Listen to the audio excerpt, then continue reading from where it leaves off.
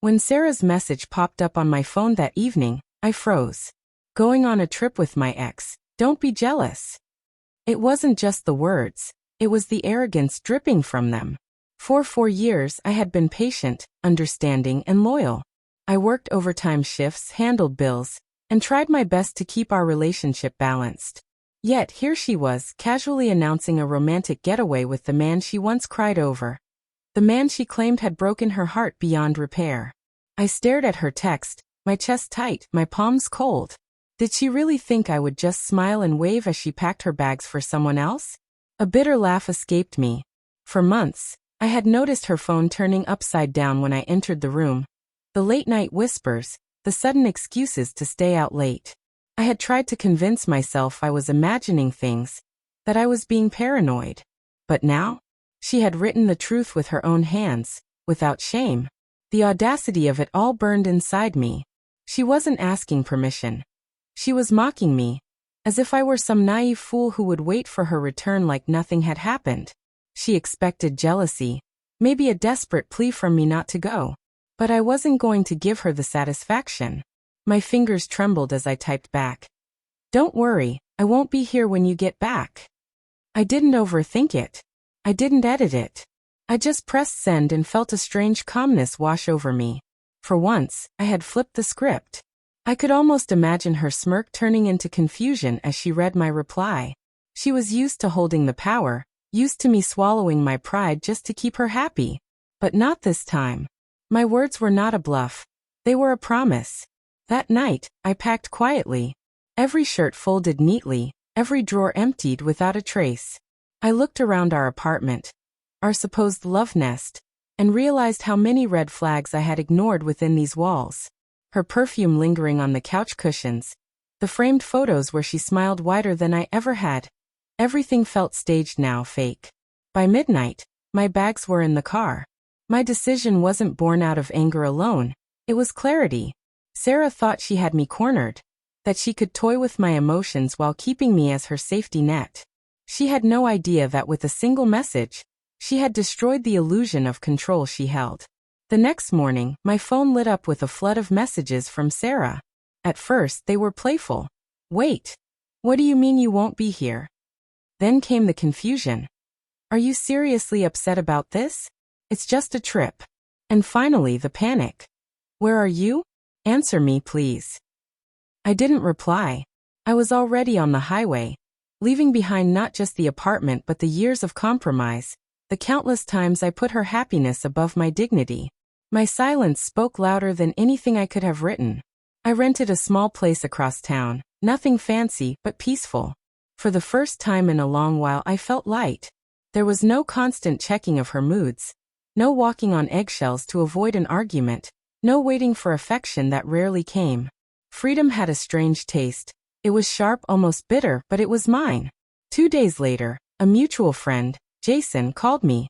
His voice carried a mix of disbelief and pity. Man, Sarah's blowing up everywhere. She told people you left her, because she went on a harmless trip. She's saying you overreacted. I laughed, but there was no humor in it. Harmless? She went with her ex. What did she expect me to do, send them flowers?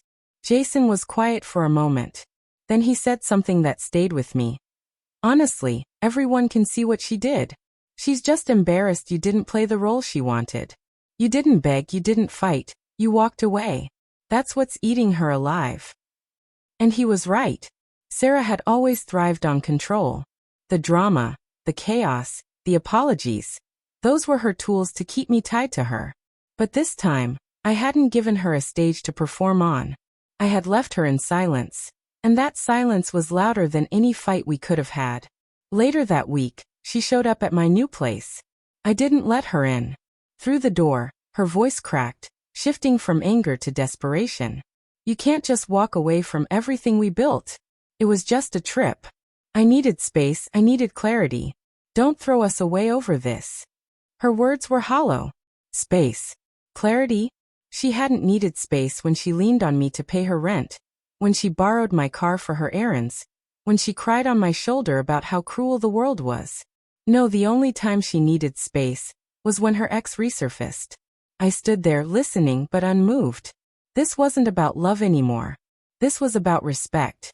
And once it was gone, there was no rebuilding it. Days turned into weeks, and Sarah's messages grew shorter, colder, almost bitter. What began as pleas soon turned into accusations. You never really loved me. You're heartless. I bet you were waiting for an excuse to leave. But her words didn't sting the way she intended. For once, I could read her attempts to wound me without letting them pierce. She was unraveling, and I was finally free.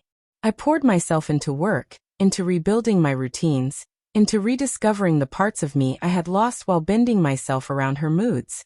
I started hitting the gym again, seeing friends I'd neglected, even taking quiet walks in the evenings without explaining where I was going. That simple freedom, just existing without being monitored, criticized, or guilt-tripped, was worth more than anything she had offered me. One evening, Jason texted me a screenshot from Sarah's social media. She had posted a picture with her ex, captioned with some vague line about finding herself, and true love never dying. The comments, though, weren't as supportive as she probably imagined.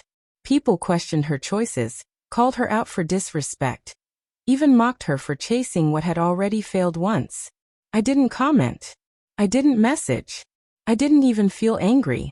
I just closed the screen and smiled. The universe has its own way of exposing the truth. A month later, Sarah appeared again at my door, but this time she wasn't angry. She was broken. Her voice trembled as she admitted the trip hadn't gone the way she dreamed. Old habits, old fights, old wounds between her and her ex had resurfaced almost instantly. I made a mistake, she whispered. I thought he'd changed, but he hasn't. You were the stable one, the one who cared. Please give me another chance. I looked at her for a long moment. There was a time when those words would have been everything I wanted to hear. But not now. Now they were too late. I did love you, I said quietly. But love isn't enough when respect is gone. And you made your choice when you got on that plane. I made mine when I walked away. Her eyes filled with tears, but I didn't waver. She left that night, and I closed the door behind her. Not with anger, not with regret, but with finality. For the first time in years, I wasn't chasing, fixing, or waiting. I was simply living. And that, I realized, was the sweetest revenge.